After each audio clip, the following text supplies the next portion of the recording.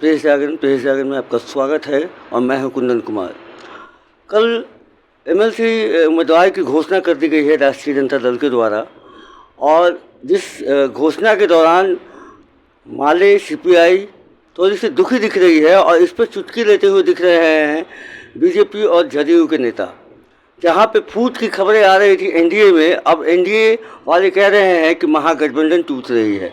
आइए इस बात को जानने के लिए हम अभी जानते हैं राष्ट्रीय जनता दल के प्रवक्ता एजाज अहमद जी से। सर, आपका स्वागत है हमारे चैनल पे। बहुत धन्यवाद। सर, ये जो फूट की खबरें आ रही हैं कि पहले तो एनडीए में टूट की खबरें आ रही थी, अब फूट की खबरें महागठबंधन में आ रही है। जिस तरीके से टिकट का ऐलान हुआ है कि कांग्रेस और माले कह रही है कि हमें पूछा नहीं किया। कहाँ टूट का मामला है? राष्ट्रीय अध्यक्ष जी और नेता प्रतिपक्ष सारे राष्ट्रीय नेताओं से बात करके ही चुनाव के उम्मीदवार का घोषणा किया गया है। इसमें कहीं कोई बट का मामला नहीं है। देखिए, हम लोग विचारों से जुड़े हुए गठबंधन के लोग हैं, और विचारों का जो गठबंधन होता है वो मजबूत होता है, और उन लोग स्वार्थ के गठबंधन के लोग हैं। स्वार्थ जब सिद्ध होता है तो वो एक दूसरे की तारीफ करते हैं में लगे हुए हैं, दूसरी तरफ एक कुर्सी खींचने में लगे हुए हैं। आपने कल देखा होगा नॉमिनेशन के समय भी भारतीय जनता पार्टी के जो राष्ट्रीय नेता हैं, जो प्रदेश के नेता हैं, वो फोटो शूट कराने में किस तरह से एक दूसरे के साथ। कांग्रेस का कहना है कि वो हमसे रायशुमारी नहीं हुई। देखिए, सबसे रायशुमारी हुई है। अब 1 to 1 किन से बात हुई नहीं हुई ये बताने की आवश्यकता नहीं है। जो नेतृत्वकर्ता होते हैं वो सभी से बात करके ही मामले का हल करते हैं, और बात हुई उसके बाद ही घोषणा की गई है। बिना बात के कोई घोषणा नहीं हुई है। इसमें कोई बट का मामला नहीं है। कुछ लोगों का अपना दर्द होता है, वो अपने दर्द का इजहार पार्टी पर रख करके करते हैं, इसलिए इस तरह की बातों पर जाना नहीं चाहिए।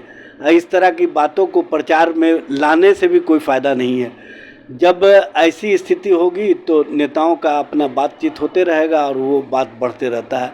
इसमें कोई बड़ी बात नहीं है। सर, जनता दल यूनाइटेड दफ्तर में सर आज जो है विजय चौधरी जी मौजूद थे। वहाँ पे कुछ बच्चे आए थे सर मगध यूनिवर्सिटी के। 6 साल हो गया उनका कोर्स कंप्लीट नहीं हुआ, और बच्चे काफ़ी रो रहे थे, बिलख रहे थे, और उनको भगाया जा रहा था वहाँ से। देखिए, मगध यूनिवर्सिटी के वीसी का क्या हाल हुआ आपको पता है, और किस तरह से वहाँ पर लूट का धंधा चल रहा था। सबसे बड़ी बात यह है कि जो सिस्टम है उच्च शिक्षा के प्रति बिहार में, ये पूरी तरह से समझ लीजिए कि एक व्यक्ति पर केंद्रित होता है, जिसके कारण वो व्यक्ति जिसको चाहता है वीसी बनाता है, और वीसी बनाने के बाद क्या स्थिति होती है सब लोगों को पता है। इसलिए हमको लगता है कि सिस्टम में फेरबदल की आवश्यकता है। इस पर बिहार सरकार को भी मंथन करना चाहिए, और विपक्ष से राय मंतव्य करके एक बेहतर विकल्प की स्थिति खड़ी करनी चाहिए, जिससे कि बिहार में जो बुनियादी शिक्षा है, उच्च शिक्षा है, जो पूरी तरह से रसातल में जा रहा है, इसको रसातल में जाने से रोकने का काम करे। क्योंकि आपने देखा होगा कि सोनू ने सचित्र वर्णन किया बिहार के जो प्राइमरी एजुकेशन है, जो बिहार में बुनियादी शिक्षा है उसके बारे में।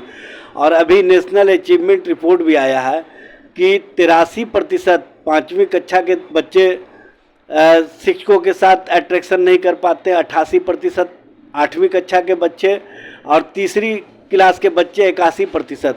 तो इससे ही स्पष्ट होता है कि कहीं ना कहीं शिक्षा व्यवस्था पूरी तरह से मरणासन स्थिति में पहुंच गई है। क्योंकि शिक्षकों को शिक्षण कार्यों से अलग अन्य कार्यों में लगाए जाने के कारण शिक्षकों का भी एफिशिएंसी घट गया है। शिक्षक भी कहीं ना कहीं अपने कामों को दूसरी दिशा में मोड़ करके अपने आप को शिक्षण क्षेत्र से बचाना चाहते हैं। मेरा तो ये मानना है कि शिक्षा व्यवस्था की सुधार के लिए जिस तरह से प्राइवेट स्कूलों ने पेरेंट टीचर मीटिंग का एक सिलसिला शुरू किया, उसी तरह से बिहार में सरकारी स्कूलों में प्राइमरी एजुकेशन में पेरेंट टीचर मीटिंग होनी चाहिए।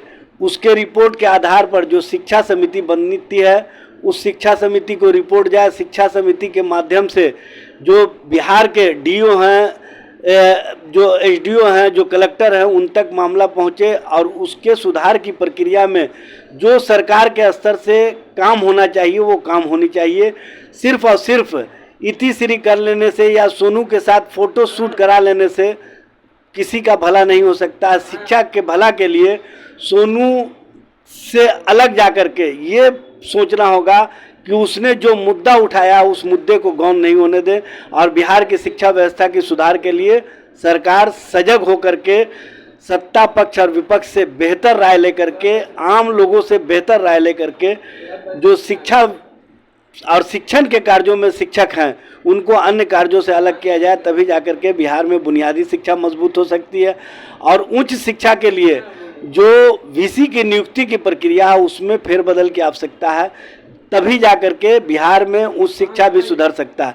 इस पर सरकार को अवश्य ध्यान देना चाहिए। कल जातीय जनगणना पे बैठक होने वाली है सर, इसके लिए सर क्या प्लान है सर? देखिए, प्लान का कहीं कोई मतलब नहीं है। नेता प्रतिपक्ष श्री तेजस्वी प्रसाद यादव जी ने इस मामले में पहल की और उनके पहल पर ही माननीय प्रधानमंत्री नरेंद्र मोदी से भी सभी दलों का शिष्टमंडल मिला। ये माननीय मुख्यमंत्री नीतीश कुमार जी ने स्पष्ट रूप से सभी के सामने कहा भी, और फिर नेता प्रतिपक्ष के पहल पर ही कल सर्वदलीय बैठक हो रही है। हमको लगता है कि इस मामले में बिहार सरकार ईमानदारी दिखाने का काम करेगी और बिहार सरकार अपने खर्च पर जातीय जनगणना कराने का काम करेगी, और जो भारतीय जनता पार्टी राजनीति कर रही है इस मामले में उसका भी पोल खुल जाएगा। चूँकि बिहार में जब आप सत्ता बचाने के डर से जातीय जनगणना कराने पर सहमत हैं तो केंद्र में जातीय जनगणना कराने से डर क्यों? कहीं ना कहीं दोहरी नीति है। दोहरी नीति को हम लोग बेनकाब करने का काम करेंगे। धन्यवाद सर। जैसा आप सुन रहे थे, राष्ट्रीय जनता दल के प्रवक्ता एजाज अहमद जी ने काफ़ी बेबाकी से सारे सवालों का जवाब दिया है और शिक्षा व्यवस्था से लेकर जातीय जनगणना के मुद्दों को लेकर सभी पे इन्होंने अपना वक्तव्य रखा है। बने रहिएगा आगे की खबरों के लिए हमारे साथ, तब तक के लिए धन्यवाद।